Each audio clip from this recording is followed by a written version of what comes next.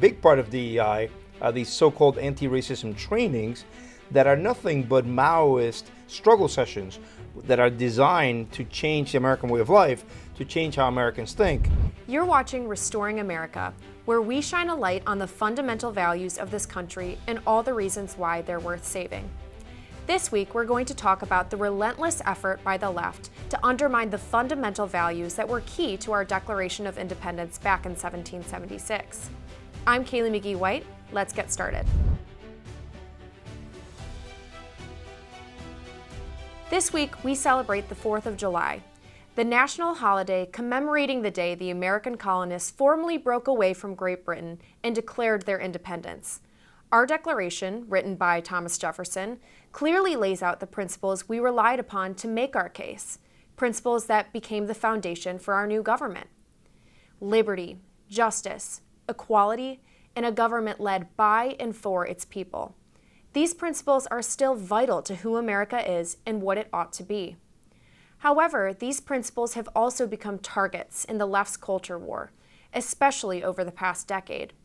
One need look no further than the destructive diversity, equity, and inclusion mandates that the left has successfully embedded in our schools, our corporations, our government, and even our museums, as my next guest will explain. But before we get to him, make sure to subscribe and hit that like button, and for more, head to washingtonexaminer.com.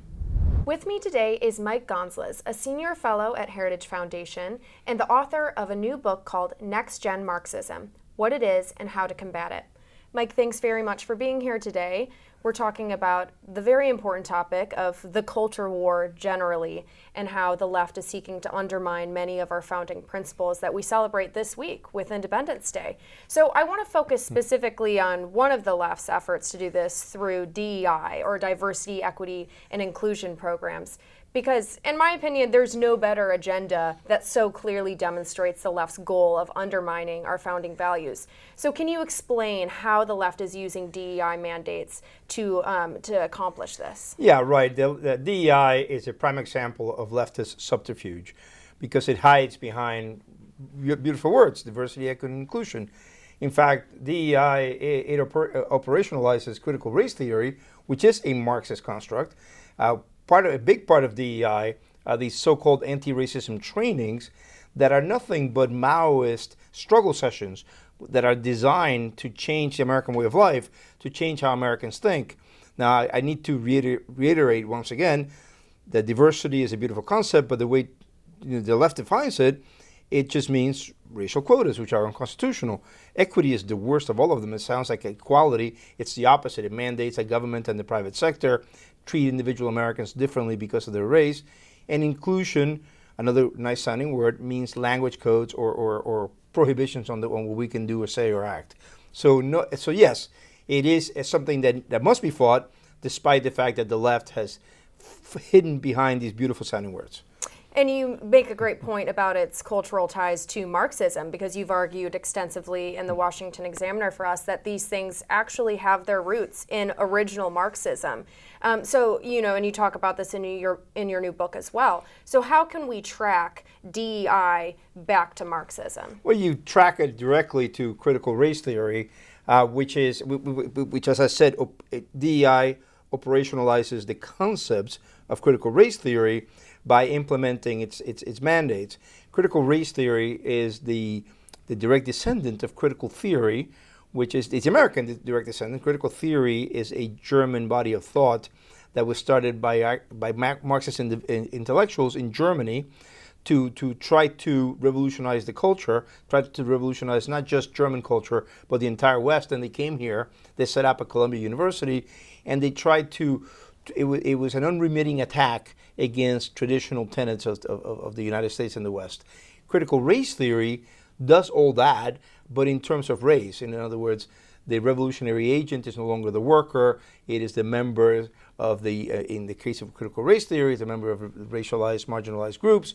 In the case of gender theory, it's sister. It's the members of the marginalized sexual groups and so on. So yes, and again, as I said, DEI has these so-called anti-racism trainings, which bring together in offices or shop floors or classrooms people to try to change how they think. They have to make self-confessions, just like they did on their Mao, and they have to promise to do better. They have to say that what they want to do is create a new American way of life. And we know a lot about some of the bigger fronts of this culture war, like the classroom where critical race theory is present, even in the government, even in corporations. But one of the lesser talked about fronts that you've talked about a lot is the museums, the cultural institutions that are supposed to preserve and protect our history and culture. So can you talk more about how this ideological battle is raging in our museums as well? So museums are a prime battleground for the culture war that the left started. The left just says that with the conservatives are engaging in the culture war. Yeah, they started it, and we have to take back that ground. Museums try to, as they themselves say, decolonize the culture by present a version of America that is very different from the real version. America is a free society, still under Joe Biden. America is not institutionalized, it's not systemically racist. We do not live under an oppressive order. The museums try to portray life that way. Take the Latino Museum, for example, at the Smithsonian. It is a way to instill into Americans of Hispanic descent the idea that they should have grievances against the United States and therefore work assiduously to try to undermine the United States. I have fought against the Latino Museum. They actually stopped an exhibit that had been working on for 2 years because of the things that I have written. The two curators that were working on this new exhibit are plain and simple Marxists. They're out and out Marxists. They went on Democracy Now!, which is a Marxist television show, to decry the fact that their exhibit had been stopped. But it's not just the Latino Museum. There are exhibits now on BLM. BLM was started by Marxist women who say they're Marxists. It's not Mike Gonzalez that says they're Marxists.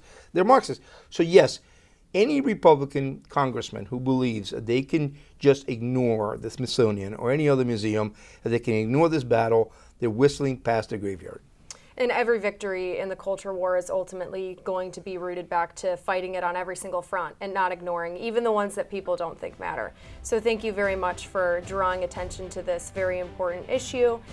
And thanks for joining us. This has been Restoring America. I'm Kaylee McGee-White. For more political news, conservative views, and exclusive interviews, head to washingtonexaminer.com.